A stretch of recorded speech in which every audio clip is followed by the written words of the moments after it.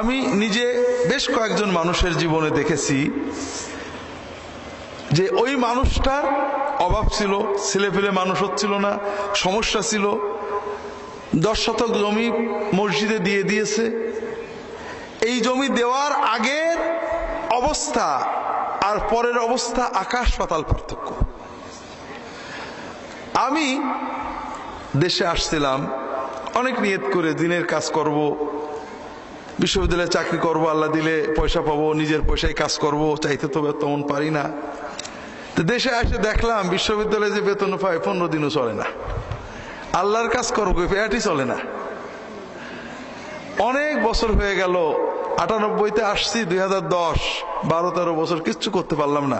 অর্থাৎ কিছু ওয়াজ নসিহত এবং বই লেখা আর চাকরি করা ছাড়া মৌলিক কোনো কাজ আমার দ্বারা হলো না।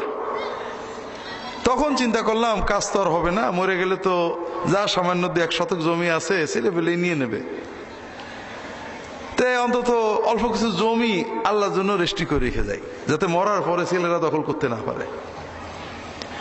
বিশ্বাস করেন, যেদিন জমি রেজিস্ট্রি করলাম ওই দিন রেজিস্ট্রির টাকা আমাদের ছিল না। রেজিস্ট্রি করার পর থেকে আজ পর্যন্ত ওই জায়গায় কনস্ট্রাকশনের কাজ বন্ধ হয়নি। আলহামদুলিল্লাহ। প্রায় 4 বছর হয়ে গেল, 11-র শুরু থেকে 11, 12, 13, 14 শেষ হয়ে গেল। কথা বুঝেছেন? 4 বছরে 1.5 কোটি টাকার বেশি সেখানে বিল্ডিং এর কাজই হয়েছে। সেখানে অনেকগুলো প্রতিষ্ঠান হয়েছে, মাসে প্রায় 3 লক্ষ টাকা খরচ হয়। বিল্ডিং প্রতিষ্ঠান দেখলে লোকে বলে যে বিদেশি টাকা। বিশ্বাস করেন, বিদেশের একটা পয়সাও নেই। এই বাংলাদেশের মানুষেরাই, আমার সুন্নতের মহব্বতকারী মানুষেরাই, আপনাদের মতো মানুষেরাই এই টাকা দিয়েছে এবং দেয়।